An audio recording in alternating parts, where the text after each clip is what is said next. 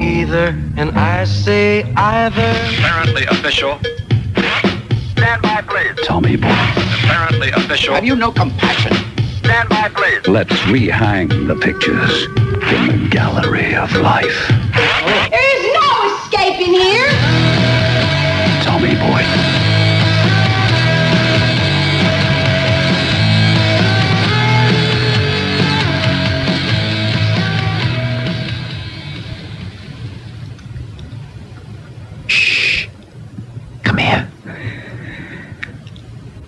We'd have a very private discussion for a few minutes. I just wanted to ask you what you think about deaf people, because it's a very important subject to me. Only I thought we'd have the conversation without letting them know that we're talking about them, because there are some important points that we're bringing out, but I don't feel that it would benefit them if they knew that we were doing a radio show about it. I'd rather the 750,000 people listening just behave a little bit better towards deaf people, right? And apparently it will be this turnaround in people's attitudes will be because we've all collectively given it some thought and seen the light by ourselves. So, let me ask you for your thoughts about deaf people. Free call 0500 10 53 89, but keep it down. See, I really care about deaf people deeply, because one of the men I loved most in my life, who's now dead sadly, my dear granddad Les, was very mutton. And my mum always used to say, my mum used to work as a headmistress in a school for what were then called handicapped people. Nowadays it's more, they tend to use words like disabled, which is fair enough, but there were quite a few people with hearing problems at the school, and quite a few people who weren't perfectly sighted. And my mum always used to say, and this is very controversial, but I'll tell you what she said. She said that she thought being deaf was even worse than being blind, because if you're blind, you're included in everything by everybody. But if you're deaf, you're excluded. People don't know how to keep you up in the conversation. So if there's a family gathering, or if you go to the pub and one of you is blind, it's just not a problem. Except somebody else has to get the drinks, blah, blah. But if you take somebody to the pub who's deaf, it's almost impossible to keep them involved in everything that's going on and being said. And I just think it would be a really nice idea if we could just make a bit of an effort to include deaf people a little bit more in society. But I don't want to shout it from the rafters, although you'd have to. I just thought it would be a nice idea if we chatted about it amongst ourselves, and then tried to remember for as long as possible, just to make a little bit more effort when we're dealing with deaf people. I'm not suggesting we learn how to sign, but I'm suggesting that we do notice, and if someone wears an aid, or if we know that somebody, has been listening to loud music for most of their youth, and therefore, people don't like to admit it, that we just make a special effort to articulate. Because a lot of people who wouldn't own up to being deaf do have to lip read slightly to make sure they know what's going on. Free call 0500 10 53, but keep it down. I'm Tommy Boyd, this is Talk Radio. There's a good argument for listening. When you grow up, life's gonna suck when you grow up. It sucks pretty bad right now. Life's gonna suck when you grow up, when you grow up, when you grow up. Life's gonna suck when you grow up. It sucks pretty bad right now. Life's gonna suck when you grow up, when you grow up, when you grow up. Life's gonna suck when you grow up, and then you're gonna die. Hey, hey! Tommy Boyd. So, deaf people, what do we think? Patty's on the line from Kent. And Patty is not going to whisper. Well, I'll have to Because of Patrick. turn you down a bit then, love. A deaf person. If you're going to take part, we're just going to talk amongst ourselves. Okay, we'll talk amongst ourselves. Yeah, okay. I work as an interpreter for deaf people. I am not deaf, not even merely hearing impaired. And this is how deaf people feel. That people are talking behind their back. But... Yes. But tell me... What? If we could all learn... Keep it down. No, I can't. Well, I'll have to turn you down then, so you have. Turn me down then. Yes. If we all learn this wonderful language, or even a little bit, it means you walk into a crowded bar, if you like, your partner, hearing partner, is on the other side of the room. Yes. You want to talk about someone. What a bloody awful dress. Can't stand that bloke. They're all hearing. You sign it across the room. No one is any the wiser. Patty. Very, very dull, humourless person. Absolutely lacks any insight into the human condition. But she thinks she's better than you. And that keeps her going.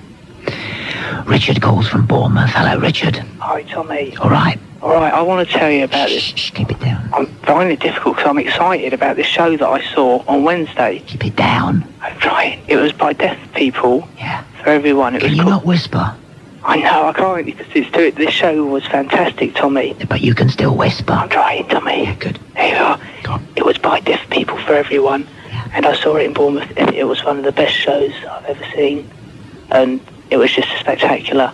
And I'd like to say that I mean, to have so much put across without being able to hear, they're unable to hear, and to put so much across to everyone in the audience, I mean, it was breathtaking. Absolutely breathtaking. Well, and thanks for telling us that, but now that you've told us it, what have we got?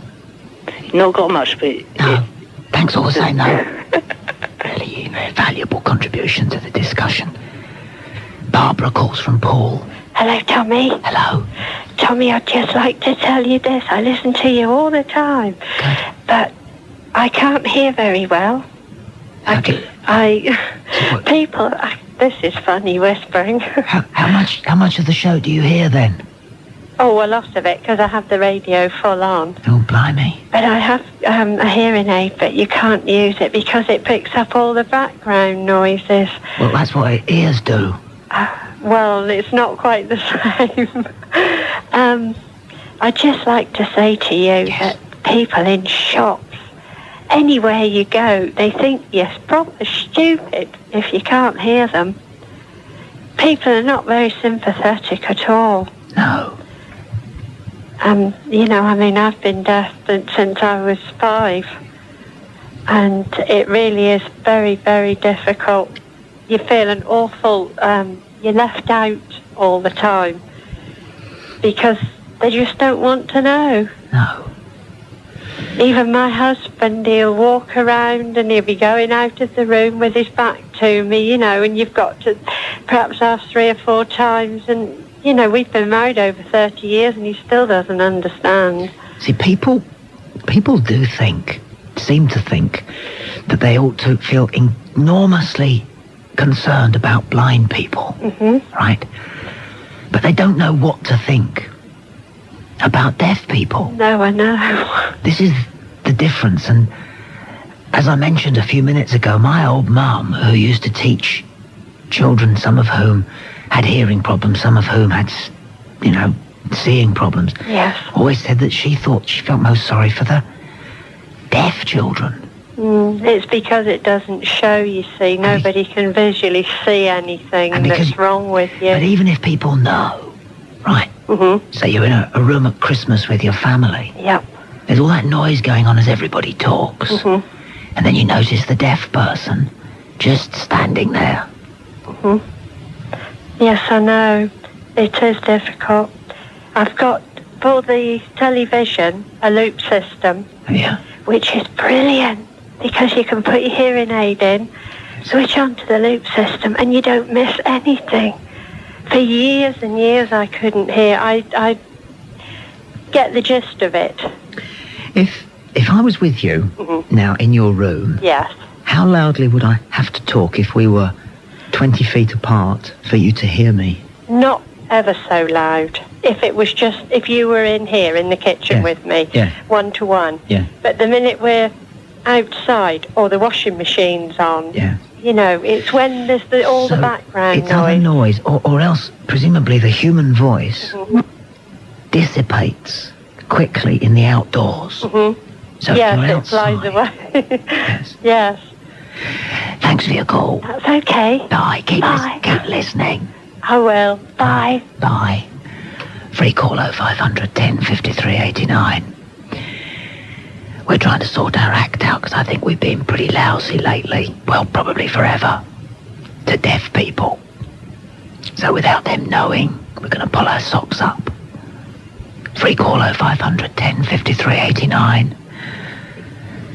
And tomorrow we'll all be much better behaved towards them. Steve calls from South London. Hello, Steve. Hello, Tommy. Are you alright, Tommy? Tommy, can you hear me? Just about. Oh, just speak a bit louder. No, not too loud. Okay, Tommy. Listen, Tommy. What happened to me today, I've been trying to rent a room, and the first guy that came to rent the room, he was deaf, but I never realised.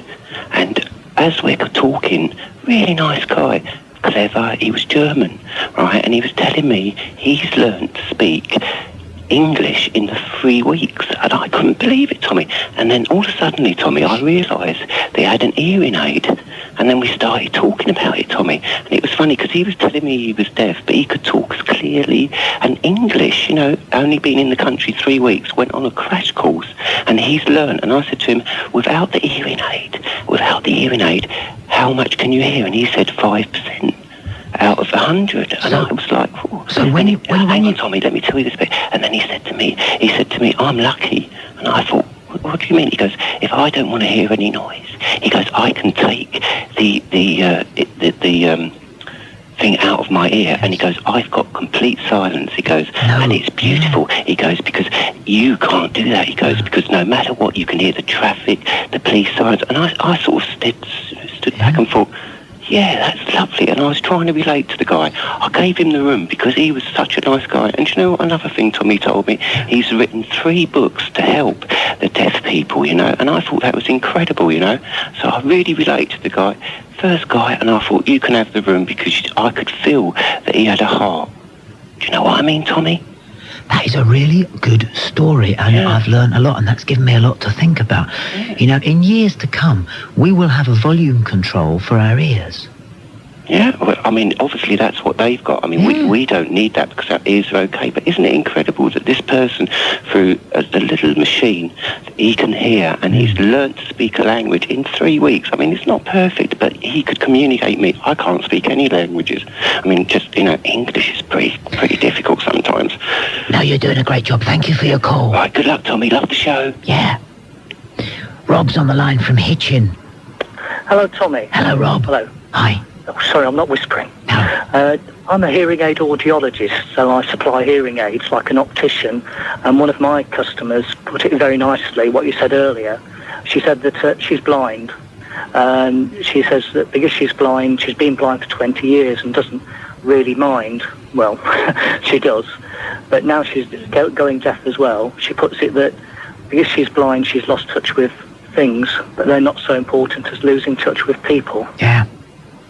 I really think that deafness is a much underrated disability. Must be miserable. It is, yes. Thanks for your call. Keep up the good work, Doctor. Bye-bye. Bye-bye. Free call 0500 10 53 89. We'll resolve a global challenge next, and maybe raise our voices a little bit. But we won't actually tell people, deaf people, exactly what we've been saying, because I think they'd be embarrassed. But we are going to do what we agreed to do over the last 20 minutes, aren't we? All of us. Yes, I'm Tommy Boyd. This is Talk Radio, and there's a good argument for listening. We'll try and get him back in the course of the programme. We'd like to issue them. So, deaf people, I think we agreed in the last 20 minutes. It's about time we pulled up our socks. Everyone thinks in horror how miserable it would be to lose your sight. I think losing your hearing is even worse. Dave calls from Hales Owen. You're on Talk Radio. Hello, Dave. Hello, Tom. All right, hello, yes. Hello. Good effort for that first 20 minutes. But really, yes, I think to show the sort of respect you'd like to show to the deaf community, the first 20 minutes really should have been broadcast at the volume of sign language. No. Yes. No. That's ridiculous. Well, that's where I'm going now. But that's a stupid idea, you plonker. Because I was talking to hearing people, not deaf people. Do you see my point? Do you see my point, Dave? Sorry, I was signing. Yes, the first part of the programme was intended to exclude deaf people. Yes. Because I didn't want them to know we were talking about them. I see. You see my point? I totally missed what it was about. Yes, you did. But you're not a fool. You're not the first person who was unable to get the point. Either today or on previous occasions. Yes. You see? Of course. Okay, but that's fine. Thanks for the explanation, but you could have done it. Yes. This quiet like that. Yes. Thank you for your call. Bye. Recall 0500 10 53 89. Bev's on the line from Cambridgeshire. Bev, you're on Talk Radio. Good afternoon. Good afternoon. I've got a deaf child and she's 11 and she misses out on an awful lot of things.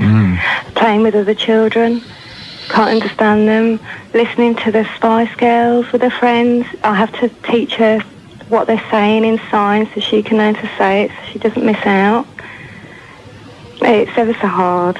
Well, I mean this when I say this. I'm not being glib. I don't think missing out on the Spice Girls is such a hardship. No, well, but you know what I mean. Yeah, I think the integration, just being part of everything, which, of course, being able to dance along to the Spice Girls is part of, is the problem. Yeah. And it's a big problem. Yeah. Because people who can hear and can talk simply don't know how to communicate to deaf people. That's right. How could they? Mm. Do you know what the second most used language in this country is? Of course you do. Sign language. Gives you some idea of how many deaf people there are in this country, doesn't it? Yeah, yeah. What's your daughter's name? Emma. Can she sign? Yeah. And she can speak. What's the cause of her deafness? Don't know. Don't know. Don't know. One in so many children that are just unfortunate. Yeah. Yeah. But she does all right. We get along. She watches, things like the telly. She watches on the CFAX. They miss out certain words and whatever. And she gets annoyed because she doesn't know what people have said because they miss it out and misses half the programme. There you go.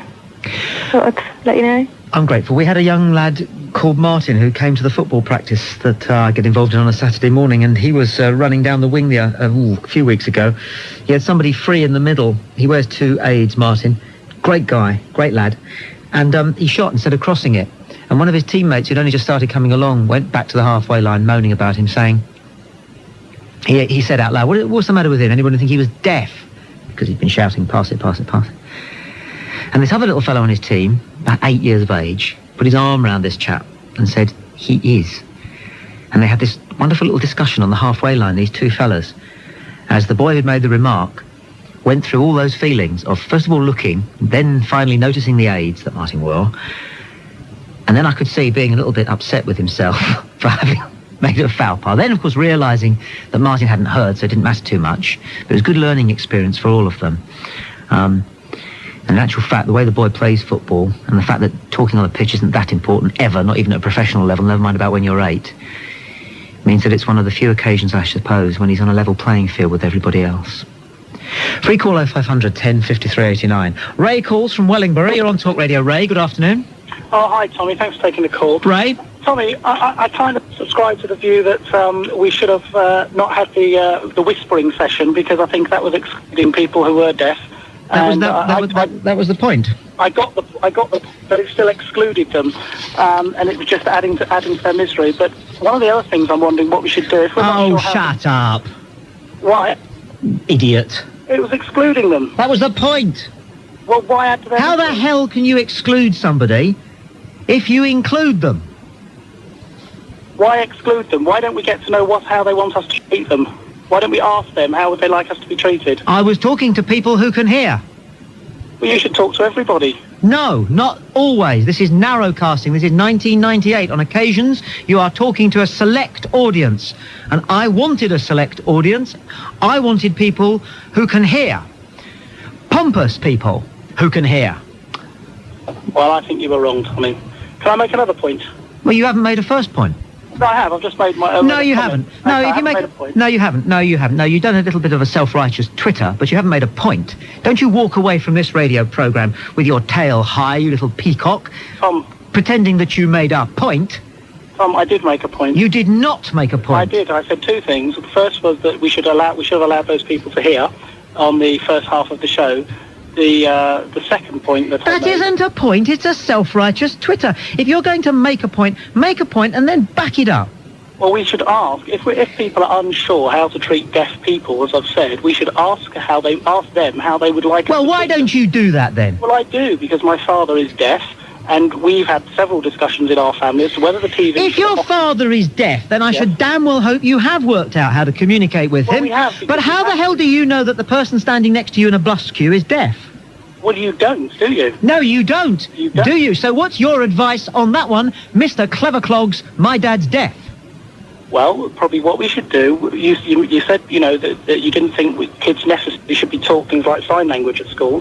I think that we should teach kids things like sign language at school. Look, I'm not interested in this conversation that you have used as a credential for the last 30 years of your life. I'm not interested in that. I asked you a specific question.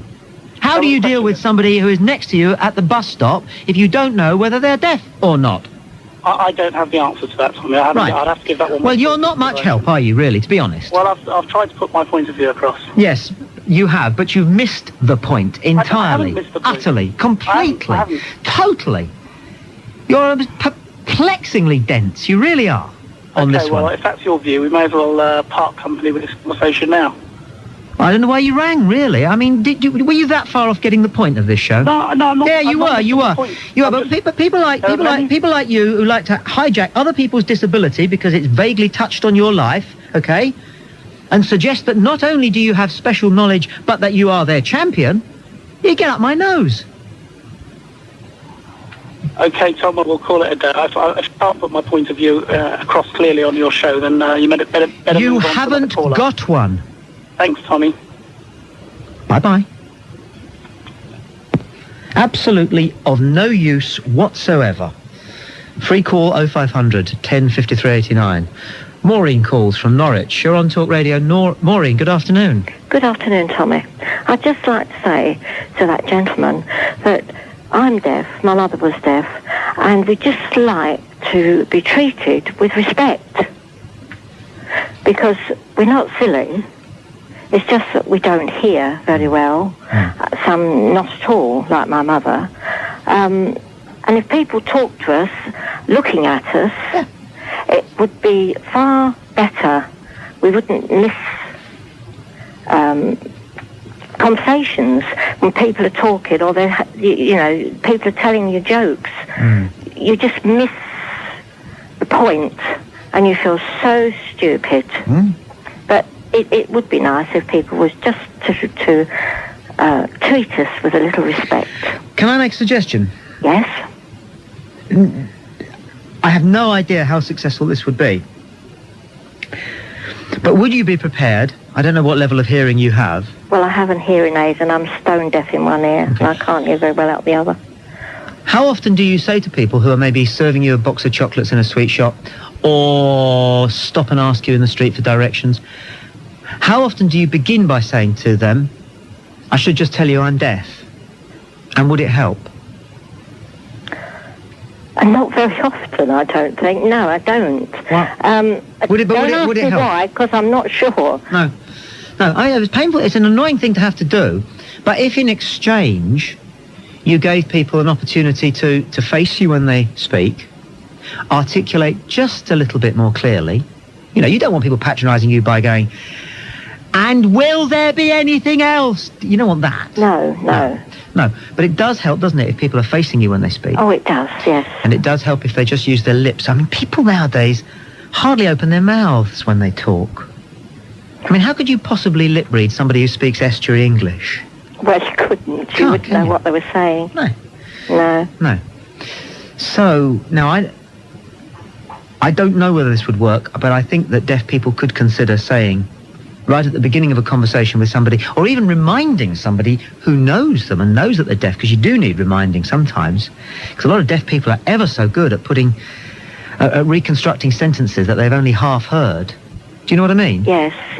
My mother and I used to laugh because I said something and she'd say something right out different, and I'd say, what did you think I said? Yeah. And she'd say something so funny, and we'd roll about laughing, but we could laugh at it. But when it's strangers or somebody outside. But I do go to art class and I do ask the teacher there, would you speak up? Because I'm deaf and my tinnitus is a bit dodgy as well, a bit loud, so could you speak up? And I find he does, but then sometimes he'll go back down to his usual very quiet speaking voice, and I'm sort of straining to hear, and I'm sort of saying, speak up, Yeah.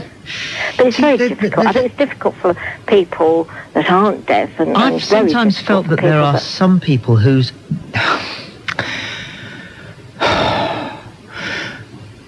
are slightly ostentatious in their blindness. Yes. I know you know what I mean. Yes, I do. There's a dog, there's a stick, there's dark glasses, there's somebody at their arm. And I go back to what my mum always said, that it must be even worse being deaf than being blind, in some ways. Yes. Well, it's a world of your own when you're deaf, actually. Keep listening to the programme. Thanks very much. Thanks for your call. Will do. David's in Belfast. You're on Talk Radio, David. Hello, David. Sorry. Hello, Tommy. David. Yep. Basically, I had a point where I'm actually partially sighted and partially deaf. And really, I see the position where I'd rather be totally deaf than to be totally blind if I was to lose either one of the senses. Because when you look at it, just doing the everyday things, it's like going and making a cup of tea and walking down the streets to the shops, all the simple things you take for granted. It's a bizarre, it's a bizarre either or, isn't it? I mean, how on earth do we end up having this conversation? What would you be, rather deaf or blind? But it's interesting. I suppose it depends on how much you need humanity, doesn't it? Yeah, but I mean, I'm just coming from the point of view, if you're going to lose either one of the senses, if you had a choice, I mean, obviously, you don't always have a choice, but if you had a choice between one or the other, I mean, to take it, you could come around and say, you'd rather have one, I would rather have the deafness than the blindness. Yeah, and as I said, I think it boils down to how much you need humanity. Well, I mean, we don't have, basically you have to face up to real life, and real life doesn't work like that. Everybody, has their own prejudices and they don't have, their own experiences of people with certain disabilities, so they do treat you in a way, but if you did have a choice, that's the way I would come from it. I would say, I'd rather have one or the other, Daniel calls from Harrow. Daniel, you're on Talk Radio. Hello. Yeah. Hello. My name, well, these days they should have, computers around your neck, and when you talk to the deaf people and they can read on the computer around your neck what you're saying. It's a good idea. Yeah. Do you know much about this sort of thing? Not exactly. That's a good idea. I'm sure it will happen in the future. Yeah. Thank you for your call. Yeah. Bye. Goodbye. Bit of objective thinking there from Daniel in Harrow, who was 6. Listen, if you enjoy taking part in sport, make sure you're listening tomorrow from 1 o'clock for Talk Radio's sporting exclusive pairs of Tommy Boyds, Street Beat Symphony. Street Beat Symphony with DHL. The world's #1 international express carrier. I've been driving in my car. Take your place in the drive. Who's gonna drive you home tonight? Tommy Boyd. Aren't buses fantastic? No, they're not. They're appalling. You're either one or the other on buses. It's funny, even if you don't take buses. And a lot of people listening haven't been on a bus for 20 years. Buses are fantastic. For some reason, it is great fun to be on a bus. It's a community thing. And in a lot of parts of Britain, you can still go upstairs, which is always fantastic. Free call 0500 1053 89. Buses are one of the last remaining fun ways of getting around. Nobody goes for a spin in the car any longer. That used to be fun. The odd person does it on a Sunday. They're only being antisocial. They're a bit of a nuisance. But if you're going somewhere and you manage to hop on a bus, you get the exhilaration of here comes the bus. Then on you go, and if you can get upstairs, and if you can sit at the front, you can pretend to be the driver. And there's always a decent conversation to be had with a member of the public on a bus. Free call 0500 1053 89. I bet somebody listening to this show right now is saying to themselves, do you know, he's right, I haven't been on a bus for ages. I'm going to catch a bus into town on Saturday morning. But then on the other hand, maybe you drive. Particularly, perhaps you drive for a living. In which case, if you ever find yourself anywhere near the town, or indeed anywhere in the countryside, in other words, most of the time, you will find yourself stuck behind a blooming bus. There are bus lanes in parts of Britain, but how successful are they? Maybe you drive a bus, and how often are those bus lanes hijacked by double glazing salesmen in their Mondeos? Free call 0500 1053 89. Bus drivers do seem to have their own way of driving, and I always wonder whether that's how they're taught, or once they're taught and they've passed their test, their mates get them to one side and say, yeah, you can always signal you're going to be pulling out about 5 minutes before you actually are. We all do it. And what we also all do is if we can see somebody running for a bus and they're about 15 yards from the stop, we just speed up a little bit and then go past them with a slight shake of our head, as if to say, nah, you didn't actually make the bus stop. You can't touch me with a barge pole. Buses are great. Bus drivers, bus conductors, you do still get them. I don't know what we think about that. They do push their luck a bit, don't they? Don't they go on if you haven't got exactly the right money? Free call 0500 1053 89. I'm Tommy Boyd. This is Talk Radio. There's a good argument for listening. International Express Carrier. And Bob calls. He's on the number 54. Hello, Bob. You're on Talk Radio. Hello, is that Thomas? Bob, hello. Hello, I'm a little bit hard of hearing, but I think I can make you out. I'm on the number 54. We don't deliberately drive to avoid customers. But you do? No, I don't think so. Well, I certainly don't, and I don't think that you can speak for all the bus drivers in London. I didn't say I was speaking for all the bus drivers in London. I was speaking for all the potential passengers in Britain. Well, I don't see how you can speak for all the potential passengers. I know your mouth's big, but it ain't that big. You lot sometimes drive past. Own up. We do. Certainly if somebody like you was at a bus stop, we would certainly drive past. Well, there you are then. I win. But you haven't made a point. You've only made one of those fiffy-fubby suggestions. I'm telling you that sometimes you guys speed up if you see us running to the bus stop. You do. Prove it. I'm just saying you do. I don't have to prove it. Well, you asked one of the chaps earlier on when they were talking about the deafness, you asked him to make his point and prove it, so you prove it. I didn't ask him to make his point and prove it. You're a typical bus driver. You're voluntarily mutton deaf. I asked him for his evidence. Well, where's your evidence then? Anecdotal evidence, sir. I've seen it with my own eyes. Anecdotal? You're just using big words because your head's full of them. Give me some evidence. I've given you evidence. The evidence of my own eyes. It happened to me last Tuesday. What, a bus drove past you? Yes. It's a pity it didn't drive bloody over you. There, this is a bus driver talking. Of course it is. That's what you need, because you're too ignorant to the people. There you are, you see. I rest my case. Buses are fantastic. But the men who man them. Free call 0500 1053 89. This is Street Beat Symphony with DHL Worldwide Express. Maria calls from Shropshire. You're on Talk Radio. Hello, Maria. Hello there. Hi. I love buses. I've loved them for a long, long time. I met my husband on the top deck. They are very, very romantic places. 1954. And we got married in 1957. And we don't travel by bus anymore now because we have a car, but the romance is still there. Why don't you take a bus tomorrow, dear? I suppose we could. Why not? Just for the 65p of it. I suppose we could, yeah. the reason he noticed me was because I was sweet 16 in 1954. Yes? Stop it. That's not my husband I'm speaking to.